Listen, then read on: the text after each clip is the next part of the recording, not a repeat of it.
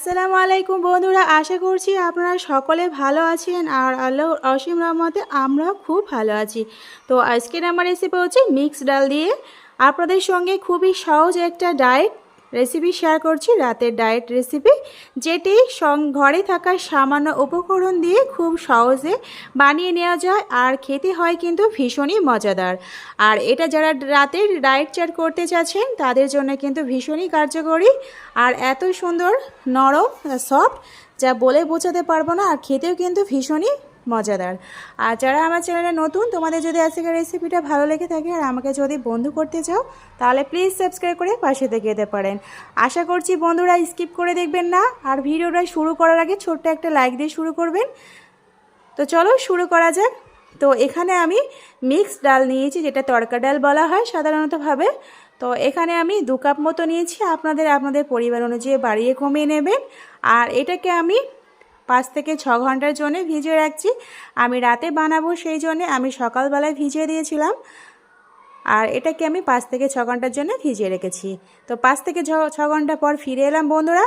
এখানে আমি ডালগুলো খুব নরম হয়ে গেছে, আর এই যে জলটা দিয়ে ভিজিয়ে রেখেছিলাম সেই জলটা ফেলে দিয়ে খুব ভালোভাবে পরিষ্কার করে জল দিয়ে ধুয়ে নিয়েছি।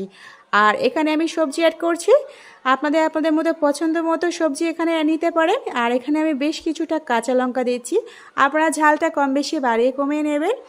আর এখানে আমি মিডিয়াম সাইজের একটা গাজর আমি টুকরো টুকরো করে কয়েক টুকরো কেটে এখানে দিয়ে দিলাম, একটা মিডিয়াম সাইজের গাজর। আর এখানে একটা বিট দিয়ে দিলাম, মিডিয়াম সাইজের লাল বিট। এটাকে দেওয়ার পরে কয়েক টুকরো আদা দিয়ে দিলাম, আর দিয়ে খুব ভালোভাবে মিক্সার গ্রাইন্ডার জারিতে দিয়ে অল্প একটু জল দিয়ে আমি ব্যাটারটা করে নিয়েছি। আর এবারে একটা চামচের সাহায্যে আমি কিছুক্ষণের জন্য ভালোভাবে ফেটিয়ে নিচ্ছি। বন্ধুরা, আপনারা যারা ডায়েট করছেন বা এক্সারসাইজ করছেন, সঙ্গে সঙ্গে যারা জিমে যাচ্ছেন, তাদের জন্য কিন্তু প্রোটিনের চাহিদা কিন্তু অনেকটা বেড়ে যায়। সেক্ষেত্রে এই রেসিপিটা কিন্তু ভীষণই হেল্পফুল একটা রেসিপি, যা আপনারা সহজে কিন্তু বানিয়ে নিতে পারেন। আর এখানে স্বাদ মতো লবণ দিয়ে দিলাম, একটু হলুদ গুঁড়া দিলাম, আর একটু লঙ্কা গুঁড়া দিলাম। দেওয়ার পরে খুব ভালোভাবে মিক্স করে নিচ্ছি ব্যাটারেতে। আর এখানে আমি মিডিয়াম সাইজের 2টো পেঁয়াজ কুচিয়ে রেখেছিলাম, সেই পেঁয়াজ কুচিটা এখানে দিয়ে দেব। তো বন্ধুরা, ঘরে থাকা সামান্য উপকরণ দিয়ে দেখতে পাচ্ছেন একদম ঝটপট বানিয়ে নিতে পারেন। আর এখানে আমি পেঁয়াজ দিয়ে দিলাম। আর যারা ডায়েট করতে চাচ্ছেন, আপনাদের সবসময় বলবো রাতে অন্তত 7টার ভিতরে রাতের ডিনারের নাস্তাটা রেসিপিটা কিন্তু ডিনারের খাবার রেসিপিটা কিন্তু সবসময় 7টার ভিতরে খেয়ে নেবেন।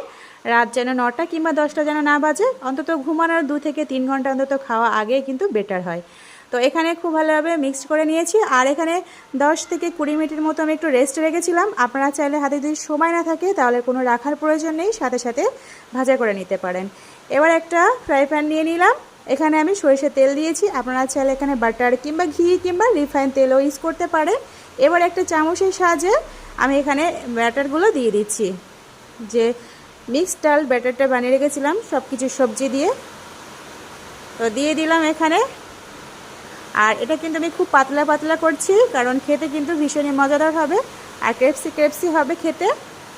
দেওয়ার পরে আমি এখানে একটা ঢাকনা চাপা দিয়ে আমি এটা কুকটা করে নিচ্ছি। 5 মিনিটের জন্য অপেক্ষা করছি একটা পিঠ, তার একটা পিঠ আমি এখানে উল্টে পাল্টে দেবো, আর এক পিঠ 5 মিনিট পর ফিরে আসছি।